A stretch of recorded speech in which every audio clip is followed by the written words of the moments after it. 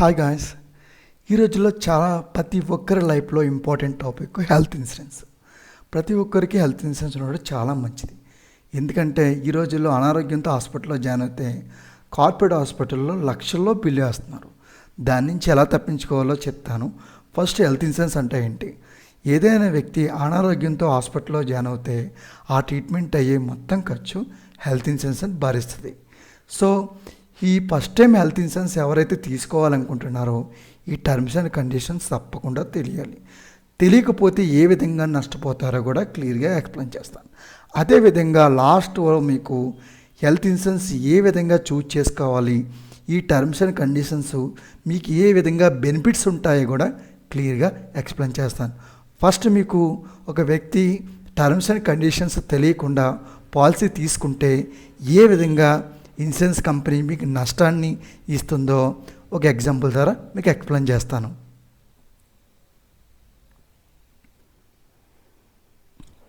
ఒక వ్యక్తి అనారోగ్యంతో హాస్పిటల్లో జాయిన్ అయినప్పుడు ట్రీట్మెంట్ అంతా జరిగిన తర్వాత మీకు హాస్పిటల్ ఈ విధంగా బిల్ ఇస్తుంది.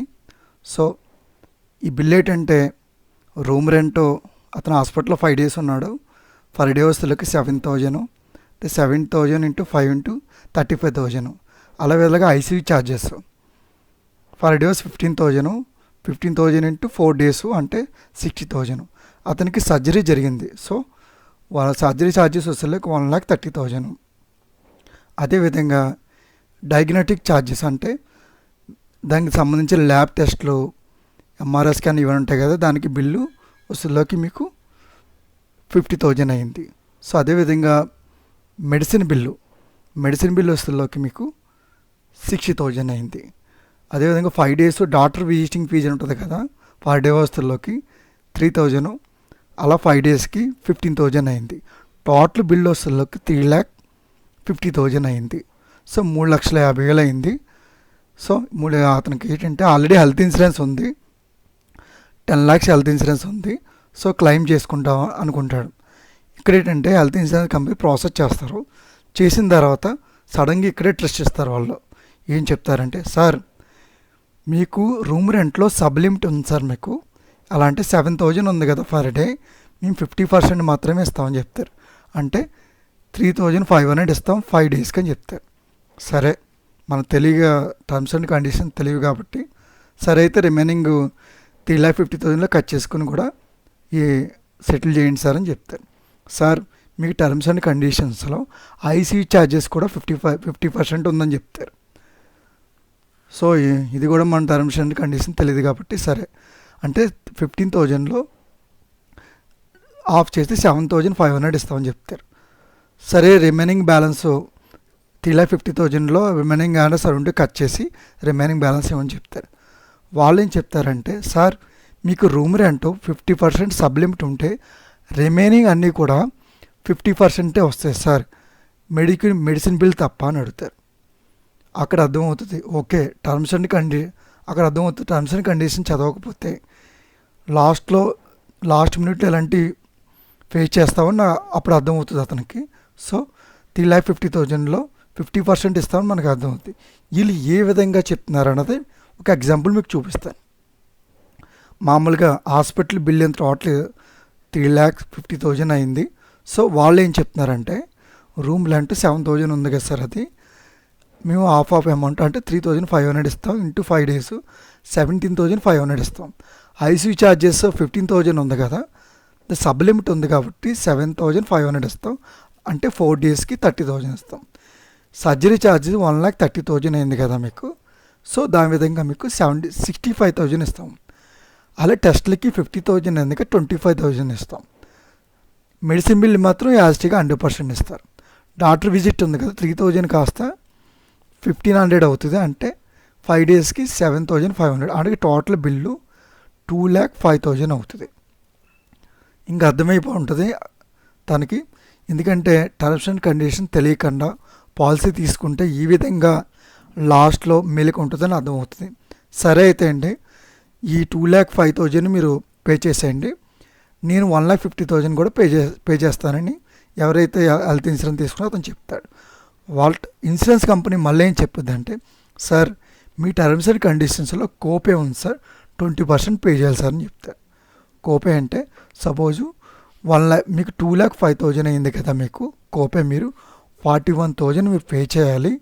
రిమైనింగ్ ఏదైతే ఉందో మీకు రిమైనింగ్ అన్నది అంటే 1,64,000 మేము పే చేస్తామని చెప్తారు. బిల్ అయింది 3,50,000 బిల్ అయితే మీకు 1,64,000 పే చేస్తానని చెప్తారు. అంటే హాఫ్ ఆఫ్ ద అమౌంట్ కూడా పే చేయట్లేదు. సో ఈ విధంగా మనకి లాస్ట్లో క్లైమ్ జరుగుతున్నప్పుడు ఈ విధంగా హెల్త్ ఇన్సూరెన్స్లో ప్రాబ్లమ్స్ అనేది చాలా వరకు ఫేస్ చేస్తారు. ఎందుకంటే ఫస్ట్ టైం హెల్త్ ఇన్సూరెన్స్ తీసుకున్నప్పుడు టర్మ్స్ అండ్ కండిషన్ చదవకుండా ఎవరో ఫ్రెండ్ సజెస్ట్ చేస్తే ఏమీ లేకుండా తీసుకుంటారు. సో మీకు ఈ విధంగా ఫేస్ చేస్తున్నారు. సో నేనేం చెప్తానంటే ఫస్ట్ టైం హెల్త్ ఇన్సూరెన్స్ తీసుకున్నప్పుడు టర్మ్స్ అండ్ కండిషన్స్ కంపల్సరీగా చదవాలి. సో మీకు టర్మ్స్ అండ్ కండిషన్స్ ఏ విధంగా ఉంటాయి, మంచి పాలసీ ఎలా చూజ్ చేసుకోవాలి, ఇలాంటి ఇబ్బంది కలగకుండా ఎలా ఉండాలన్నది మీకు ఎక్స్ప్లెయిన్ చేస్తాను. టర్మ్స్ అండ్ కండిషన్స్ ఫస్ట్ మీకు ఎగ్జాంపుల్ చెప్పాను కదా, no sub limit room rent sub limit ఉంటే రిమైనింగ్ అన్నీ కూడా సబ్ లిమిటే వస్తాయి. ఎవరైతే హెల్త్ ఇన్సూరెన్స్ తీసుకోవాలనుకుంటున్నారో సబ్ లిమిట్ అనేది తీసుకోకూడదు. No sub limit ICU charges, ఇది కూడా మీకు ఎక్స్ప్లెయిన్ చేయడం జరిగింది. నెక్స్ట్ ఏంటంటే కోపే, ఆల్రెడీ మీకు ఎగ్జాంపుల్ చూశారు కదా కోపే. సో నో కోపే అనేది ఆప్షన్ తీసుకోవాలి. క్లైమ్ సెటిల్మెంటు 95% అబోవ్, అంటే మీరు ఏదైనా పాలసీ తీసుకోవాలనుకుంటే health insurance company claim settlement అనేది కంపల్సరీగా చూసుకోవాలి. ఎందుకంటే 90% ఉంటే మంచిది, 90% అబోవ్ ఉంటే ఇంకా మంచిది. ఎందుకంటే 95 బిలో ఉంటే మాత్రం వాళ్ళు క్లైమ్ సెటిల్ చేసినప్పుడు మీకు ఇబ్బంది పడతారు, క్లైమ్ తప్పించుకోవడానికి చూస్తారు. సో 95% అబోవ్ ఉంటే తీసుకోవడం మంచిది.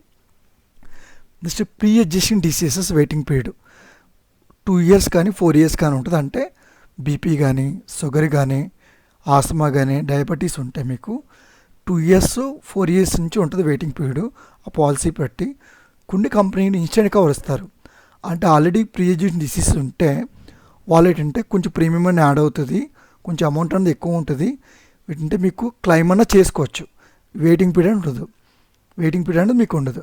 నెక్స్ట్ ఏంటంటే ప్రీ అండ్ పోస్ట్ హాస్పిటలైజేషన్, అంటే ప్రీ హాస్పిటలైజేషన్ అంటే 60 days ఉంటుంది, పోస్ట్ హాస్పిటల్ 180 days ఉంటుంది.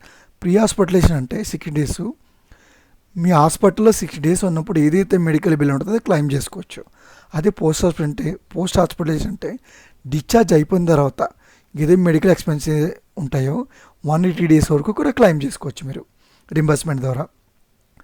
రెస్టరేషన్ అన్లిమిటెడ్ ఆటో రీఛార్జ్, అంటే సపోజ్ 10 lakhs సమ్ ఇన్సూరెడ్ తీసుకున్నారు మీరు, అంటే 10 lakhs బీమా తీసుకున్నారు మీరు. తీసుకున్నప్పుడు మీకు ఒక్కరికి 10 lakhs అయిపోయింది హెల్త్ ఇన్సూరెన్స్, ఇది ఆరోగ్యం బాగాలేక. అప్పుడు మీ ఇంట్లో కూడా ఎవరికొక హెల్త్ బాగాలేదు, సో మీ చేతిలో డబ్బులు పెట్టకుండా ఆటోమేటిక్గా రీఛార్జ్ అయిపోయి 10 lakhs అయిపోయిన తర్వాత అగైన్ 10 lakhs మళ్ళీ యూజ్ చేసుకునేలాగా అటువంటి ఆప్షను హెల్త్ ఇన్సూరెన్స్ కంపెనీలు ప్రొవైడ్ చేస్తుంది. అది తీసుకోవడం మంచిది. నెక్స్ట్ ఏంటి యాన్యువల్ హెల్త్ చెకప్, ఏదైతే 45 years ఎబో ఏజ్ ఉన్నారో వాళ్ళు కంపల్సరీ యాన్యువల్ హెల్త్ చెకప్ తీసుకోవడం మంచిది. ఎందుకంటే దీంట్లోనే మీరు క్లెయిమ్ అన్న చేసుకోవచ్చు. మెటర్నిటీ ఇది ఆప్షనల్ అండి, ఎందుకంటే రీసెంట్గా మ్యారేజ్ అయిన వాళ్ళు తీసుకోవడం మంచిది, దీనికి ఎందుకంటే వెయిటింగ్ పీరియడ్ ఉంటుంది. నెక్స్ట్ ఏంటి ఓపీడీ, ఇది యాడ్ ఆన్ తీసుకుంటే మీకు ప్రీమియం పెరుగుతుంది. ఓపీడీ అంటే అవుట్ పేషెంట్ ట్రీట్మెంట్, హాస్పిటల్లో జాయిన్ అవ్వకుండా ఈ ట్రీట్మెంట్ ఏదో చేసుకుంటారో ఆ రింబర్స్మెంట్ ద్వారా క్లెయిమ్ అన్న చేసుకోవచ్చు. నెక్స్ట్ డే కేర్ ట్రీట్మెంట్, కొన్ని వ్యాధులకి ఇంటి దగ్గరే ట్రీట్మెంట్ చేసుకోవచ్చు, అది డాక్టర్ సజెస్ట్ చేసిన ద్వారా ఆ ట్రీట్మెంటు రింబర్స్మెంట్ ద్వారా క్లెయిమ్ అన్న చేసుకోవచ్చు. రోడ్డు అంబులెన్సు, ఎయిర్ అంబులెన్సు, ఇది కూడా మీరు చూస్ చేసుకోవచ్చు. దానికి లిమిట్ ఎంత ఇస్తున్నారో పాలసీలో మాత్రం టర్మ్స్ అండ్ కండిషన్ చదువుకోవాలి. మెయిన్ ఏంటంటే ఇవన్నీ క్లెయిమ్ అవ్వాలంటే ఒక పేషెంటు హాస్పిటల్లో 24 hours మాత్రం ఉండాలి, ఉంటేనే క్లెయిమ్ అవుతుంది. కొన్ని పాలసీలు చూశాను నేను 2 hours కూడా అడ్మిట్ అవుతే కూడా క్లెయిమ్ అన్నది వాళ్ళు ఇస్తున్నారు. అలాంటి మంచి పాలసీ తీసుకోవడం మంచిది. సో ఈ విధంగా టర్మ్స్ అండ్ కండిషన్ చూసిన తర్వాత మీరు హెల్త్ ఇన్సూరెన్స్ తీసుకోండి. ఎందుకంటే మీకు ఎగ్జాంపుల్ చెప్పాను కదా, ఆ విధంగా మీరు ఇబ్బంది పడతారు. ఎందుకంటే హెల్త్ ఇన్సూరెన్స్ కొంతమంది ఏంటంటే 10,000 పాలసీ 5,000కి ఇస్తున్నారు కదా అని తీసుకుంటారు. సో అలా ఇచ్చినప్పుడు ఈ విధంగా మీకు ఇప్పుడు ఎగ్జాంపుల్ చెప్పిన ఆ విధంగా మీరు ఇబ్బంది పడతారు సార్. ఆ విధంగా ఇబ్బంది పడతారు సార్. ఈ విధంగా టర్మ్స్ అండ్ కండిషన్ చూసుకుని పాలసీ మీరే సెలెక్ట్ చేసుకుని తీసుకోండి. సో గైస్, ఈ విధంగా మీకు ఈ వీడియో మీకు నచ్చినట్టయితే లైక్ చేసి సబ్స్క్రైబ్ చేసుకోండి. అదేవిధంగా మరిన్ని మంచి వీడియోస్తో మీ ముందుకు వస్తాను. Thanks for watching. Thank you.